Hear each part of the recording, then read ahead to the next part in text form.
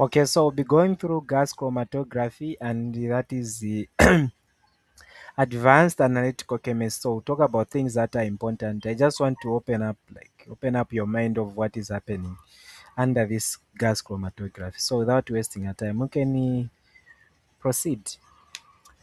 All right. Okay. So one thing that we need to understand is that under this gas chromatography, all right. So gas chromatography actually is a type of chromatograph where the mobile phase is the gas. That's how you can define it. You can say gas chromatography is a separation technique in which the mobile phase is a gas and the components are separated based on their distribution between the same gas and the stationary phase. So a stationary phase will be pressed. Like I said, I'll be much of explaining things than just writing. I just want to open up your mind than writing. Okay, so defining, I said this is just a type of so we call it GS, okay, gas chromatography. So what is this? I mean GC, we call it GC. So what is this? This is just the type of chromatograph or the separation technique in which the mobile phase, okay, the mobile phase that we make actually our analyst to move in is what we call now is the gas, okay. So, and this separation depends on the interaction of this analyte we are injecting this system between this mobile phase, okay, which is the gas, and the stationary phase. So, these two will make actually what we call the separation to be possible. It's because of the interaction of that analyte, whether between uh, analyte interaction between the stationary phase and the mobile phase. Now our mobile phase is what we call the gas, is the gas, hence making our separating technique as gas chromatography. Okay, so that's one thing we need to understand. So far, the mobile phase used, the mobile phase used, the mobile phase used is the gas. Okay, so these are the things you need to understand. Then the stationary phase that we use under this system, it can be the solid in solid form or liquid. So stationary phase actually can give us liquid or solid coated on the what? On the wall of these columns, the analytical columns. So or solid. So we'll see all these things. I'm just talking about the important things. So that is it.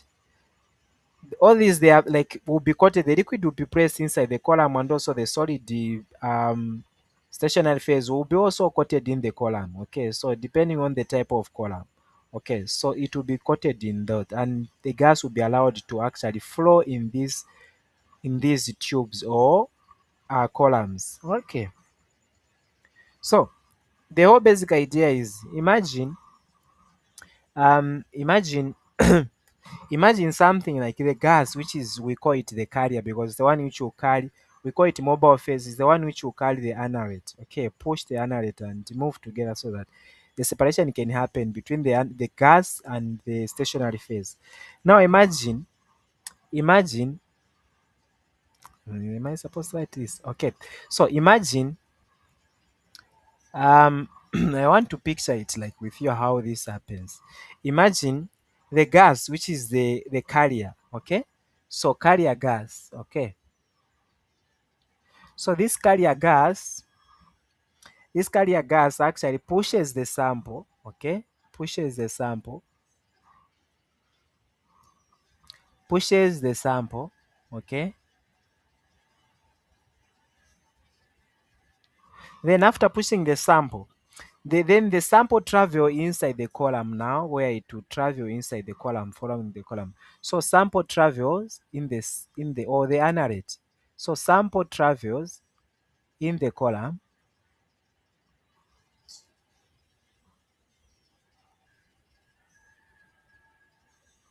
Okay, so after this, now it is now traveling in this column. So now the separation will happen. So some compounds will actually, some compounds stick more to the stationary phase, some will stick more to the mobile phase. So some compound in that anarate or some constituents, like, they will stick either to the mobile phase, stick either to the mobile phase, all right, mobile phase, which is the gas, or they will stick to the stationary phase, which can be uh, the liquid or solid, like we stated there.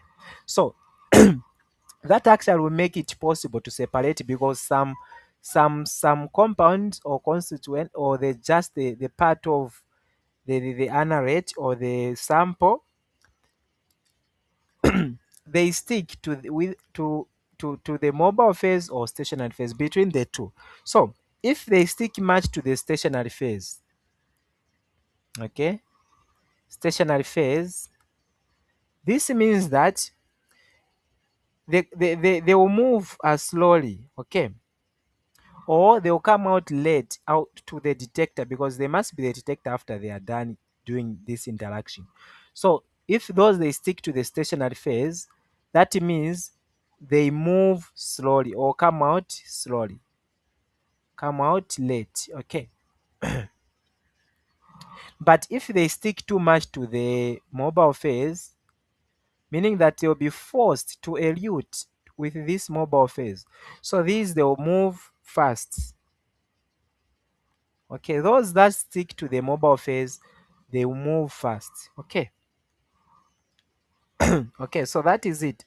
So some compound interact weakly, as a result they come out late, I mean out fast. Some they interact strongly, hence they stick to the, or they come out late out of the system. Okay, so the difference actually is the one that will give you the separation. Okay.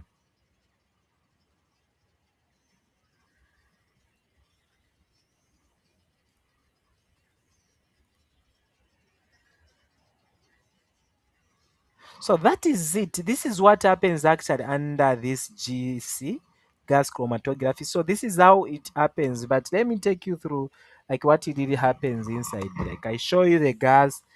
I mean, I show you the I show you the setup, and you'll be able to analyze it properly.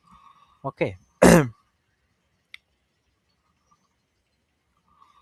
So um suppose you have, let's say, a gas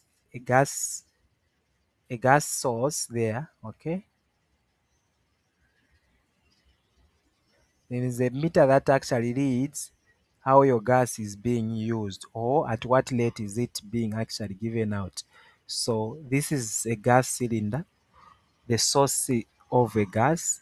Then we can have actually the flow control wave.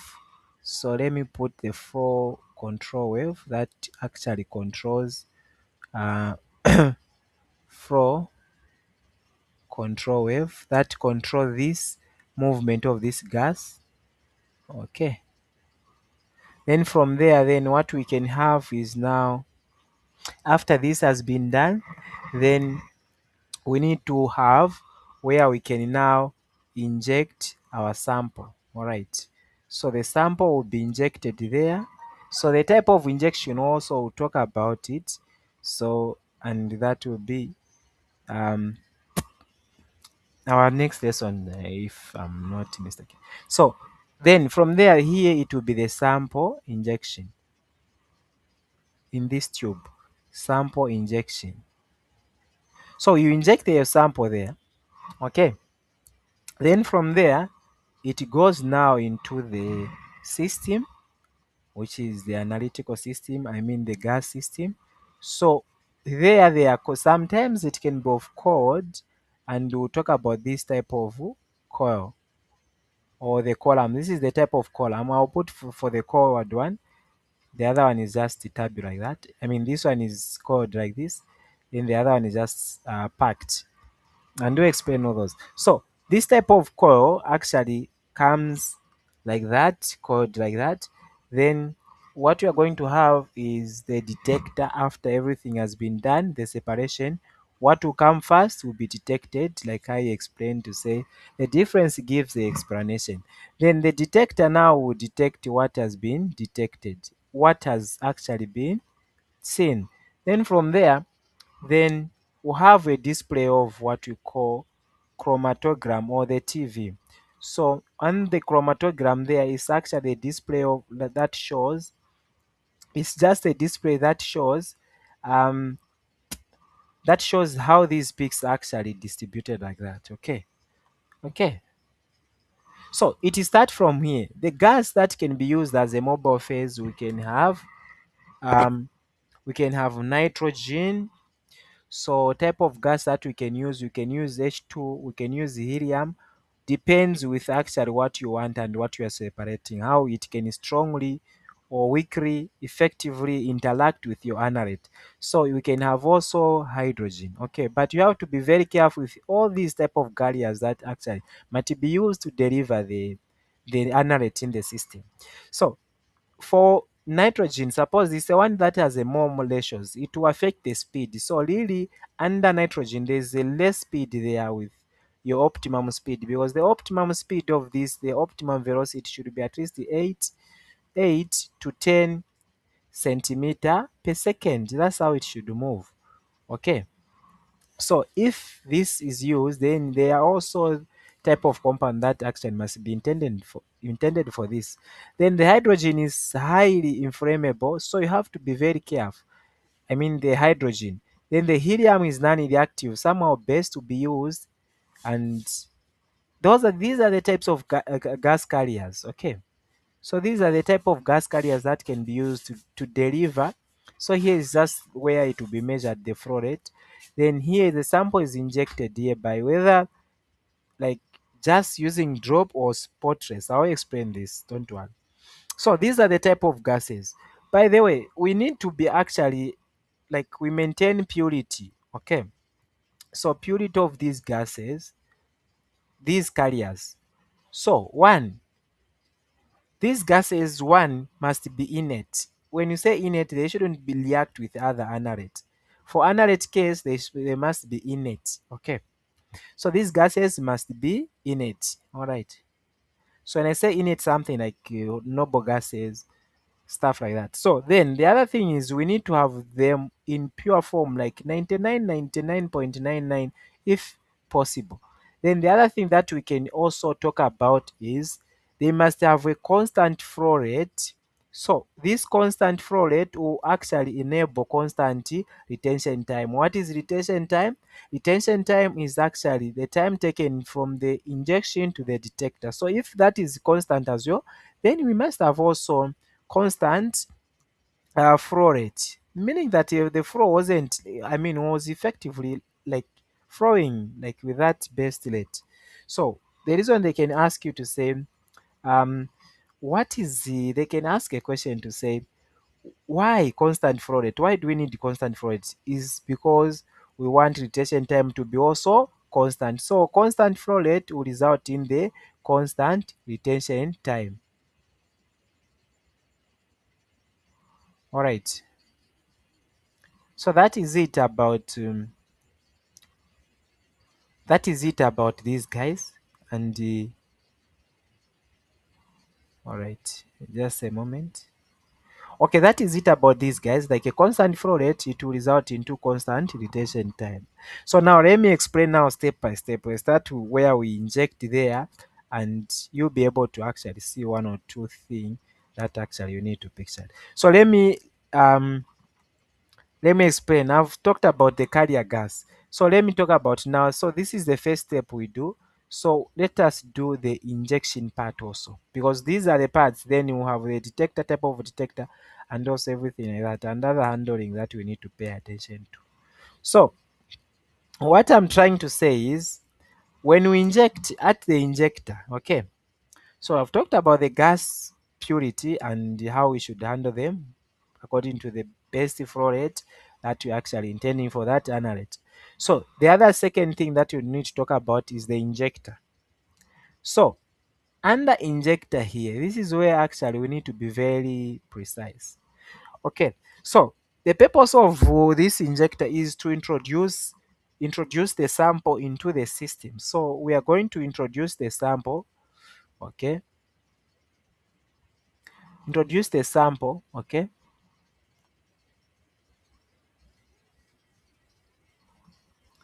into the system.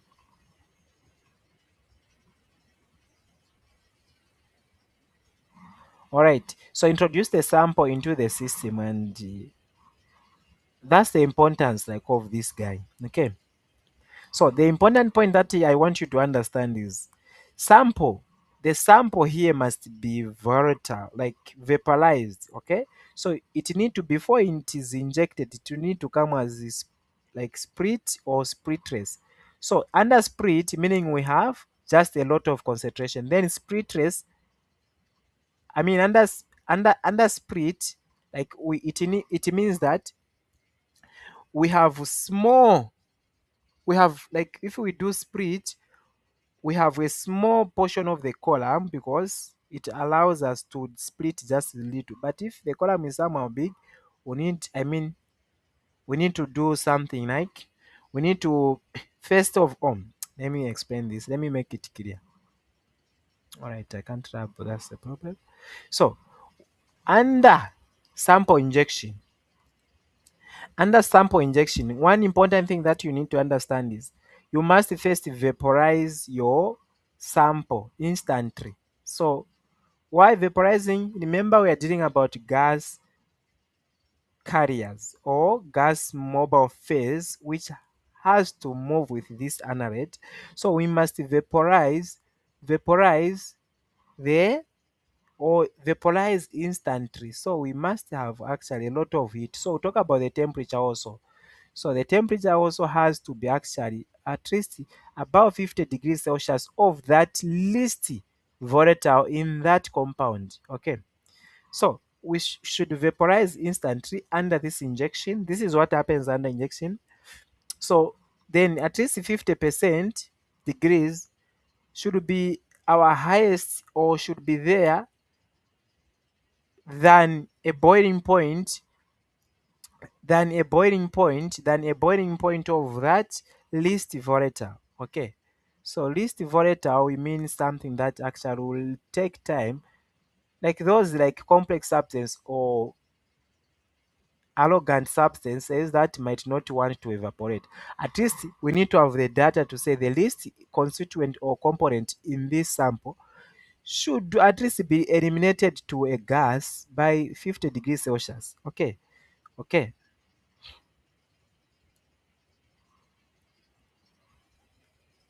So compound. So that compound should be at least have this so that everything is eliminated into gas. Okay, so that it can mix with our mobile phase.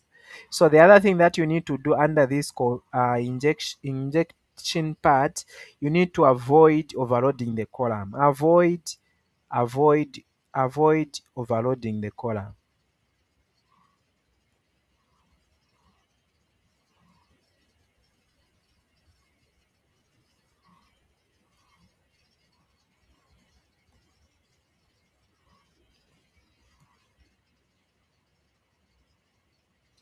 Okay, because if you overload the column, then your separation will be very poor.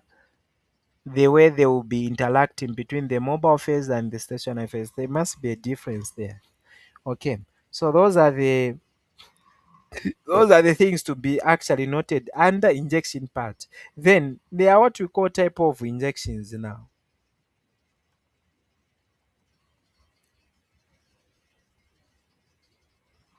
So these types of injection actually depends with what you have, the concentration of what we have. So the first type of injection is what we call sprit injection. Okay,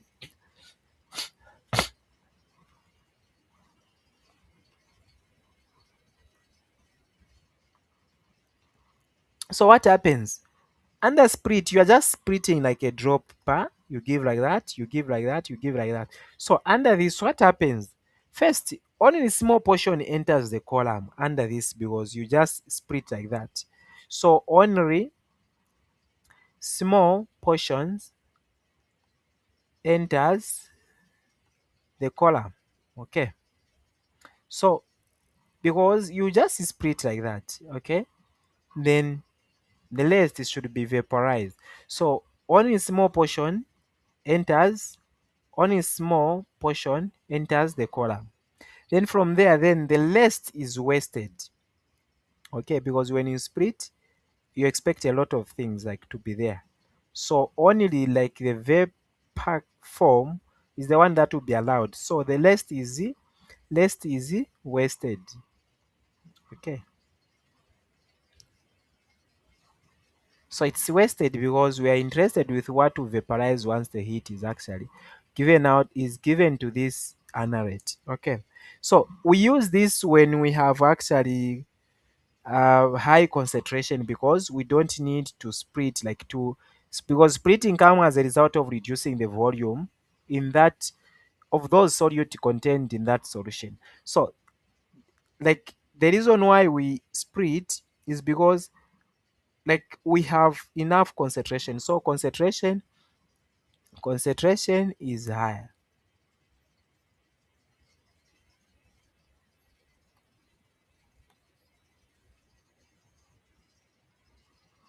Okay. So concentration is higher, that's why we actually split like that. So that is it. That's what happened. We use when we have enough concentration. So the other type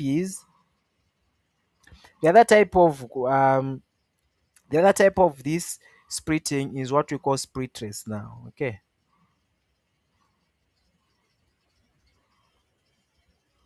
So split trace injection.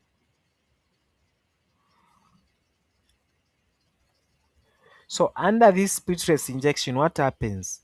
So the whole sample will enter because it will be splitted like in terms of like as if what example can I give? Like you split something, right? This is in the cylinder, but once it's splitted, it's given like this. It gives things like this, very small thin particles. So that actually make it possible to be splitted like that, and we only do this and the whole sample will enter because will flash from the cylinder to say like that. So then everything will be splitted like that. But the case of splitting, okay, or split, the first one we discussed, that one you just press the syringe a bit, then actually drops there. But for this one, you press everything so that comes as a result of those particles, very small particle like gases, like the ribbon when you like split water from your mouth and you face it from the sun opposite, it will give you that ribbon. So that's splitting type. So under this also, the whole sample is, remember for this one we said only, so you can actually deduce the difference there. Only small portion here is given out, but here whole sample is injected. So whole sample enters the column.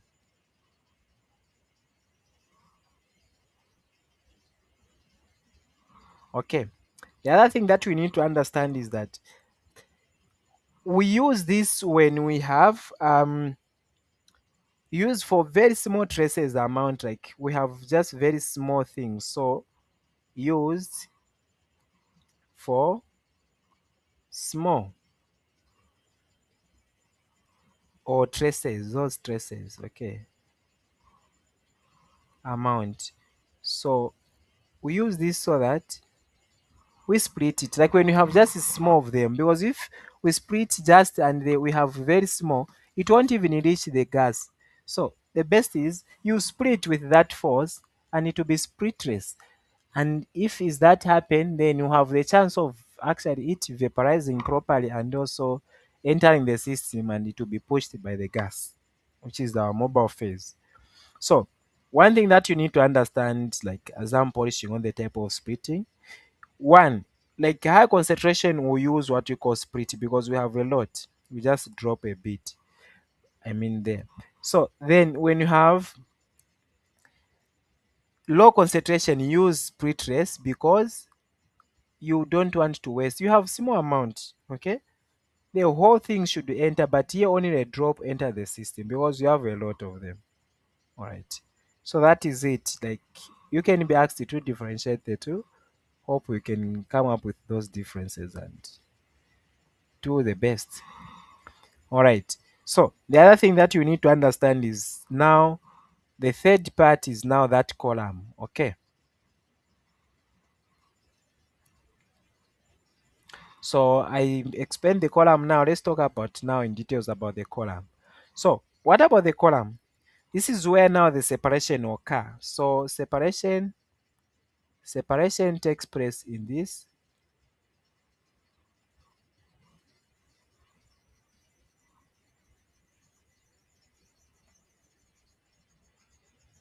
All right. So separation takes place in this. So and this type of, like, we have again types of column. Okay. So we'll see also the common used one, but the type actually gives you what is the best for you. So the first type of column that we have is the first type of column that we have is the packed column. Okay, I would have demonstrated, but you'll be able to picture it out. So the packed column.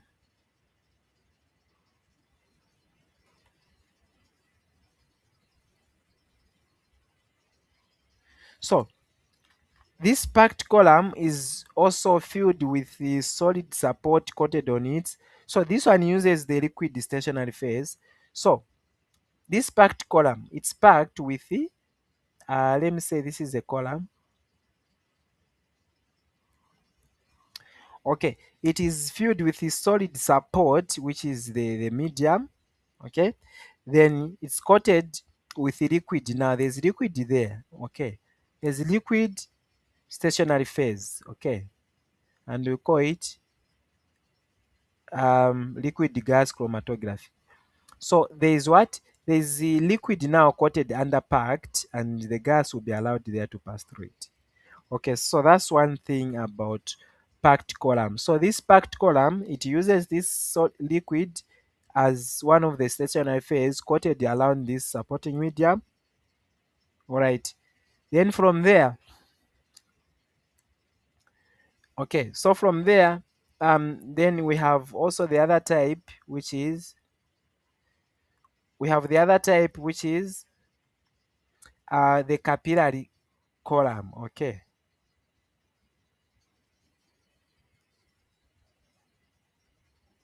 capillary column sometimes is called open tabular column. So sometimes open tabular column.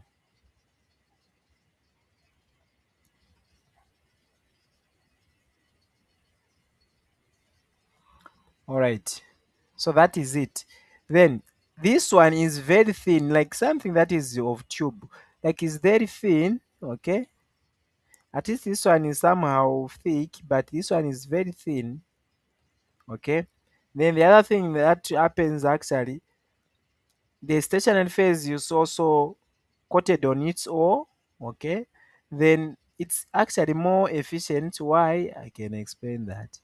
So the stationary phase also is coated like that, but it's of tube like that, like that. Okay. So it's coated like that, the stationary phase. Okay. So we normally use this one, like I demonstrated, this type of tube, and it's actually used mostly.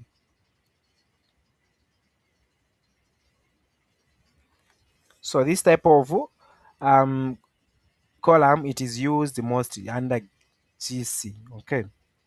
So and it is more efficient. Why?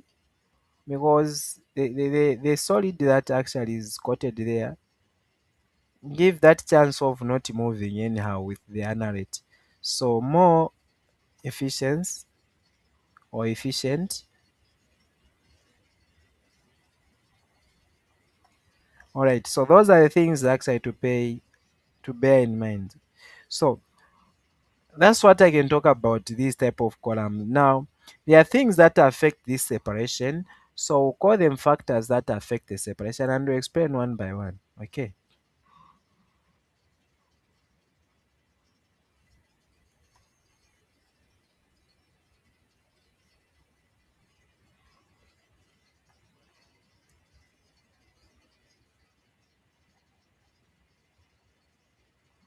So the first thing that actually affects the separation is the column length. So if the column length is very long, like the column length, okay, the column length, let's say it's very long like that, okay. So you find that it will affect the interaction. Some of the, let's say, solute were supposed to elute fast, but as a result, they took time because of this interaction. Suppose they were leaving some like particles. So you find that they will take times as they were not supposed. What if they were supposed to be the first to come out when they detect? They will come later because of the interaction, like it took long, and some of them they can even want to actually stay there permanent. So in short, column length also contribute to that actually effect. So column length is one of the. Then the other thing that we can explain is it's also the column diameter. Like that column, suppose I have this column, the diameter of this column actually also matters because you remember lead theory where the equilibrium has to be set between on the interaction and also depends with the pores that are found inside there. So in short, what I'm trying to say is also the column diameter.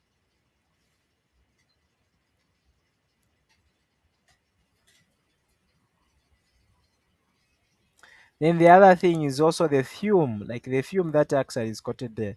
Also, its thickness also matters because the temperature can also play a different role there. Fume thickness also, it's an important thing.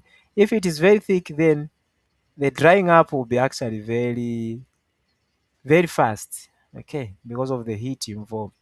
So thickness. Then also the carrier velocity, like is it very fast, depending with the analyte that you have. So all these they depend with the analyte that you have. Like which type of, like I explained for nitrogen, it has somehow high mass or molar mass, so it affects um the average velocity of those of the returns, like the average velocity that we looked at under that equation. So also the carrier gas velocity matters. Then the other thing is final, which is very important, is the temperature. Always this guy actually govern how the separation must be actually achieved or how they should go. So the other thing is there's also an oven that actually dries up everything and before they are detected. So this oven now we can talk about it. It is very important that we talk about it. So there's also an oven before actually the chromatogram is given out. Okay. I mean this should be number 4. So we talk about the oven now. So under this oven, this is where now the temperature control happens. Okay. So in this oven, we control the temperature.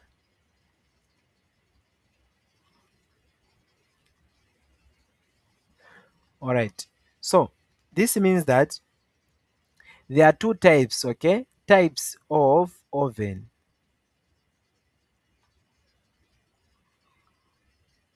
So the first type of oven that we have is isothermal. What do we mean when we say isothermal? I think this has to be done in physical chemistry.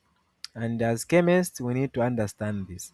So isothermal simply means the temperature is constant. So it is used for mixtures, okay? Like just those simple mixtures. So this one, temperature constant. So change in temperature is equals to 0. So we use for simple mixtures, just simple, because we actually give it to like a certain constant temperature, let's say 25 degrees. Suppose this is just an example. So we use this one for simple mixtures, okay?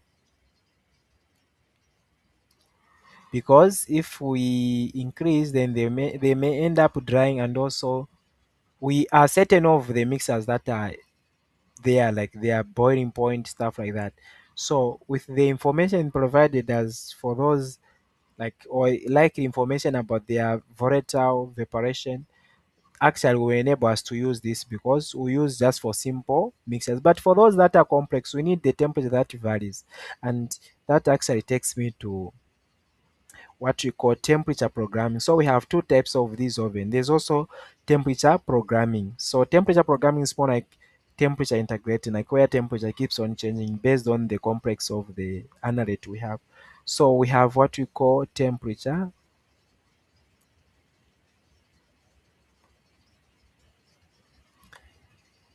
programming.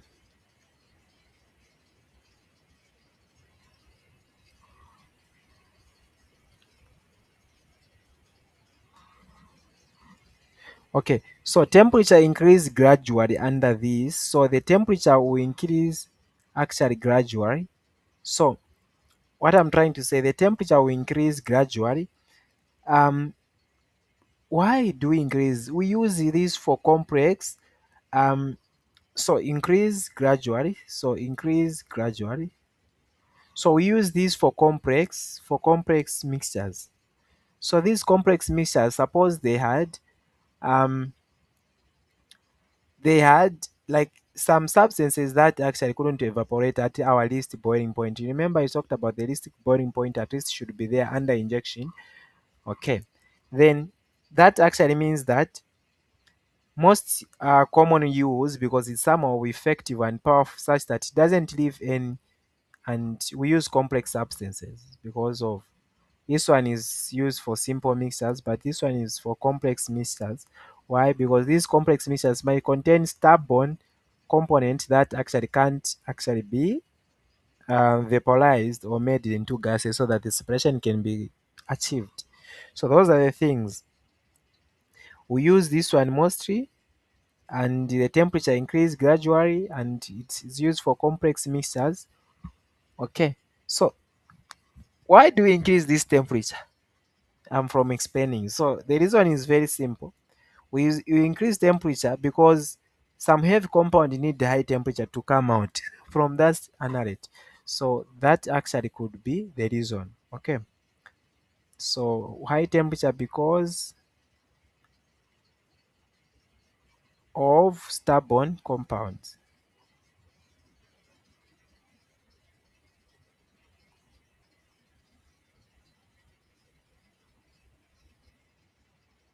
Okay, so because of stubborn compound. Then finally we reach now where the now will detect our substance, and that will be the detector.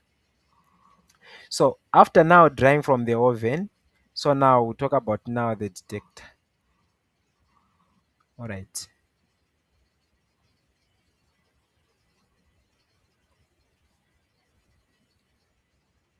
Okay. So we talk about the detector now. So what is this detector? So this detector actually detect compound as they exist with the column. As they finish now, the detector now you saw what? So detect compound compounds as they exit, like as they come out,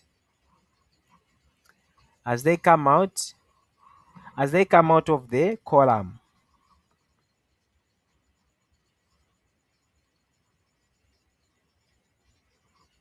Okay, so those are the things that happen. So then these also there are also type of detectors now. Okay. So type of detectors. So these type of detectors also actually are influenced by also what we are intending to have. So the first type of detector that we use is what we call um, FID, which is frame ionization detector. So frame ionization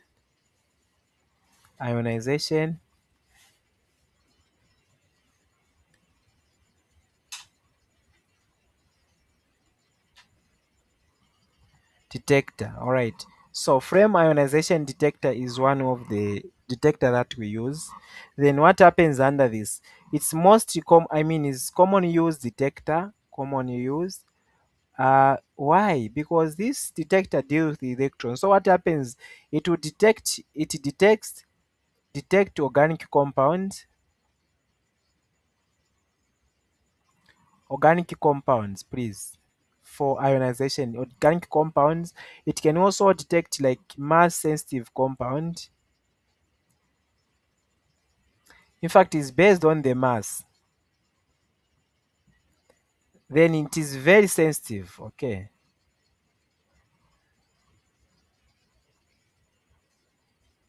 So that's about this frame ionization detector. And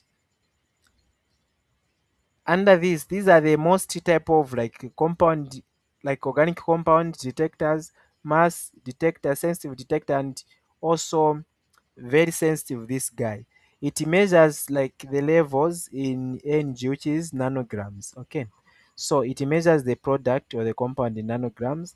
So this means that it works like first, like operation, how it works. So what happens for frame ionization? First of all, it actually, the sample first it burns, like the sample has to be burnt. So sample burns. So it burns in the H2 frame, hydrogen frame, because or air, hydrogen is more flammable. Okay. So it burns in this frame. Then from there it will produce ions. Produce ions. So once these ions are produced, okay, so the ions of mostly organic compound like CH plus there, okay, if that plus is from hydrogen, I mean oxygen. So what will happen is that ion produce current. Those ions that are produced, they will produce current, like the moving current, like that. Okay, so ions produce.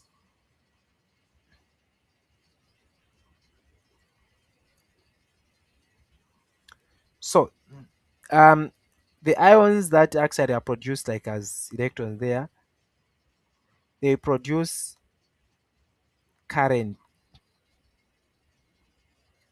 So this current that is produced actually, uh it actually direct proportion to the, so the current that is produced, let me write A, which is ampere for current, is direct proportional to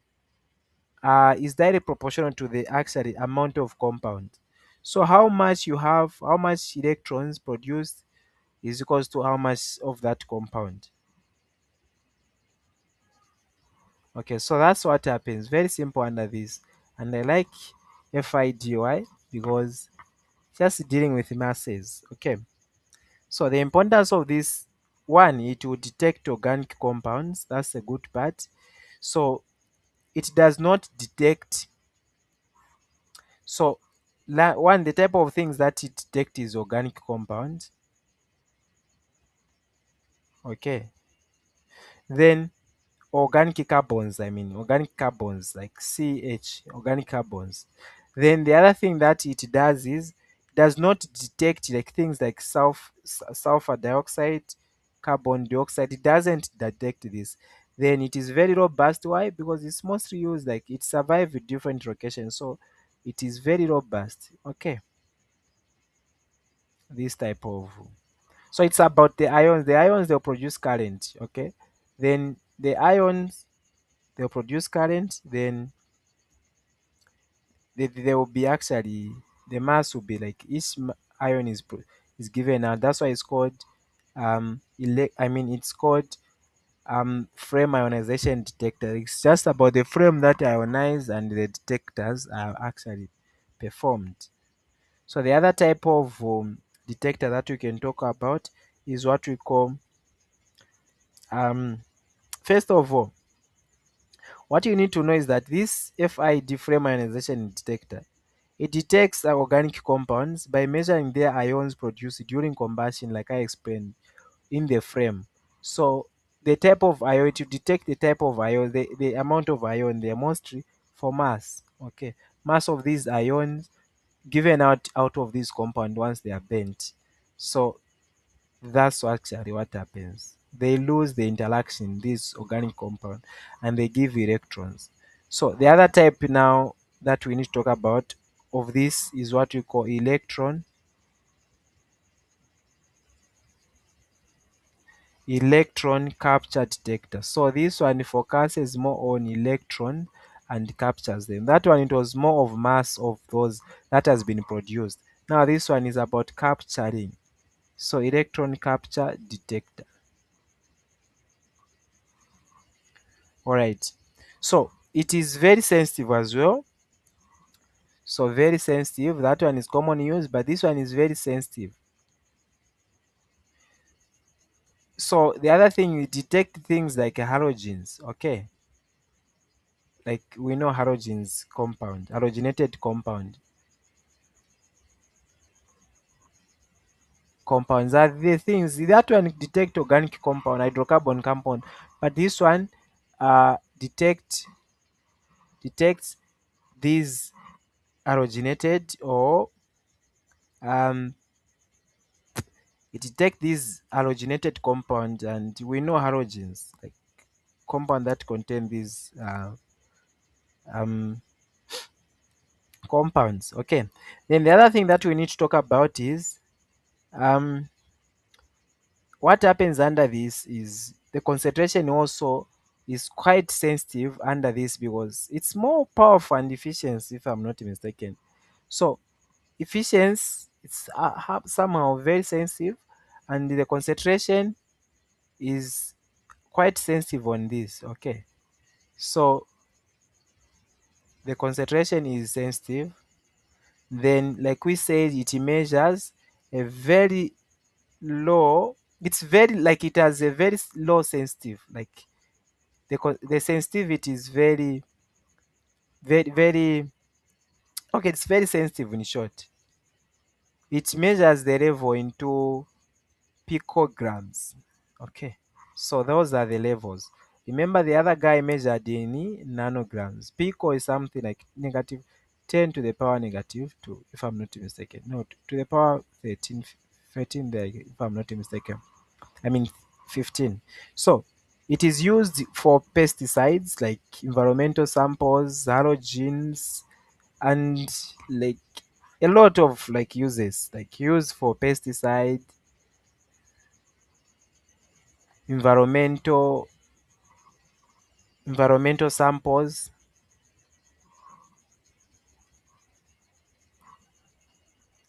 halogen compound, like I said. So halogen compound, mostly used for halogen compounds.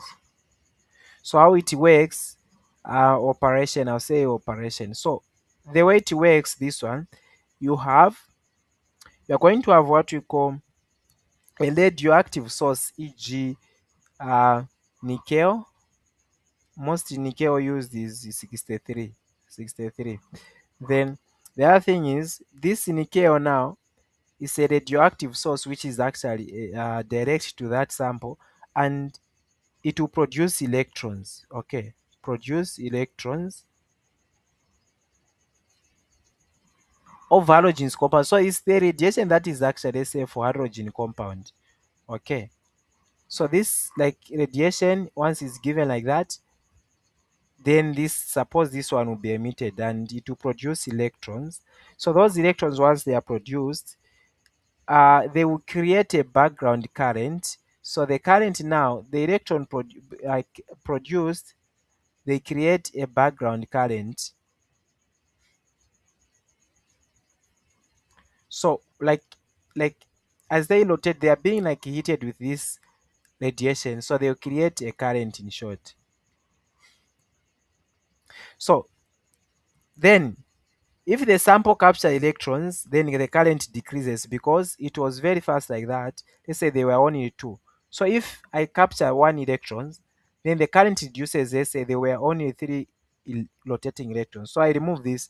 The current will be very slow because the only two will be actually changing the 90 degrees. So if electron is detected, if the sample, okay, capture electrons, so sample will capture the electron. So sample capture electrons. Once it capture the electrons, it will decrease in the current.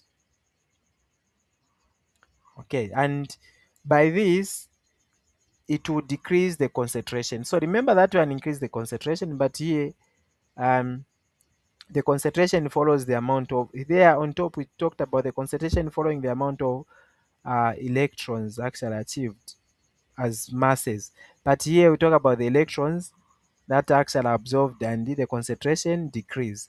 So decrease in concentration once electrons are captured. Okay, so one important thing that we need to actually understand is it works best with nitrogen, does not work with helium. Why? Nitrogen is actually somehow heavy, so it works best with nitrogen, not helium. Like helium and nitrogen, they are more they are more volatile and more flammable, so they must be handled with care. So that is it about this. Um, the last one I talked about, which is the electron capture. Okay, we have also frame ionization, then frame like electron capture detector. So one thing that you need to understand is one, the the ECD, which is electron capture detector, detects electronegativity compounds like halogen compounds. Then by measuring the decrease in the current, that's what you need to understand. So the difference, like we can say now, between these two, I can say it's so we have F frame ID, which is FID. This one concentrate in terms of the masses, like it it is mass sensitive. Okay, mass sensitive, this one. Then for for this guy, it is concentration sensitive, like the ECD. Okay, electron capture detector. This one is more of concentration sensitive. Okay, you can take note. Then the other thing is the detector, like it will detect organic compound. This one halogen compound or halogenated compound.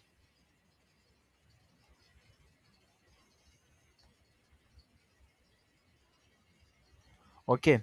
Then the other thing is the sensitive one. This one is less sensitive. This one is more sensitive. Okay. So those are the things. And for FID, which is frame ionization, it is universal. Sometimes it is um like it is sometimes it's specific for what we need, but mostly is universal. Then this one is actually straight specific for what you need. So those are the things actually that are contained in this one, and we'll talk about now things that affect the separation, and from there we'll be able to summarize everything like that. Okay, so how can we summarize this now? So things that affect the separation now, factor affecting the separation. So factors that affect the separation, I think I've talked to some of them, but I can again repeat because it's forcing me to repeat. I feel like I haven't talked about them. Factors affecting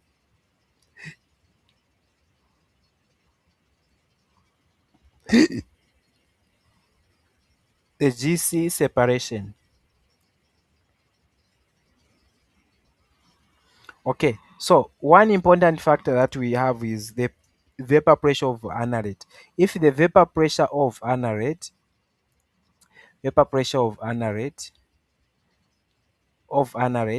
so this vapor pressure of anarate is also important thing. If the vapor pressure of anarate is let's say quite challenging with the mobile phase, then the separation will be very poor. That actually will affect the separation. Then the other thing that we need to talk about is the polarity of also the anarate. And when we talk about polarity, we're talking about like the opposite charges. So the polarity of anarate also affects. So because this polarity, let's say it's positive, more positive, it will maybe either interact with the lesion. Remember the type of chromatograph forms where we can have the partition, stuff like that. So the polarity also affect how the interaction can happen inside. So polarity of the anarate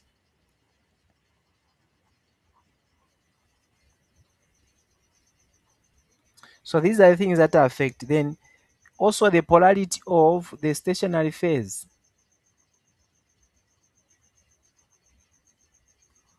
Okay, so this also actually affect the separation of GC.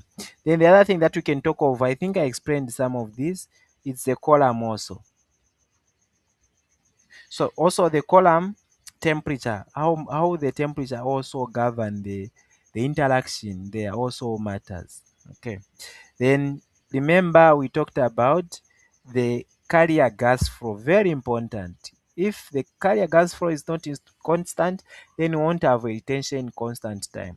So gas carrier flow. Okay. Another thing is bad flow. Okay. So the other thing that we can talk of is also the column length. The column length also matters. I think I explained this. So like if you have a long column, that actually also gives also the distance, affecting the distance, the average velocity of the separation. So, or the average flow rate velocity. So column length also matters. So you can actually bring more point on this. Then the other thing that we can talk of is also the sample amount. So sample amount, suppose you have injected a lot of sample, you have injected a lot of sample and the column is very simple. Do you think the separation will be very okay? No, you have actually abused the column. So those are the things that you need to understand. So this GC, um, this GC, which is you see is a gas chromatograph, we need to have at least there must be a noise, like at least there's always a noise on the detector, like those noise. Okay, this noise you can see there. Okay, so on the detector like that, so on the chromatogram, but the noise at least peaks should be at least, let's say, 3 times noise detectable, like at least these like should be least. Okay.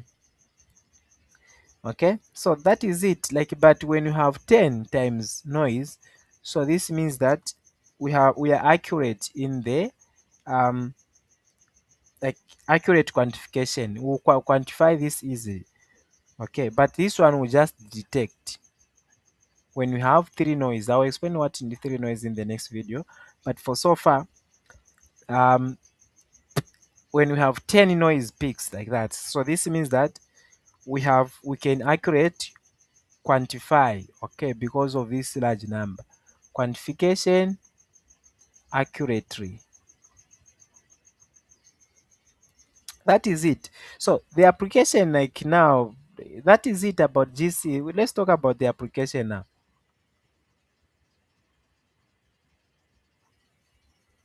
Application of GC.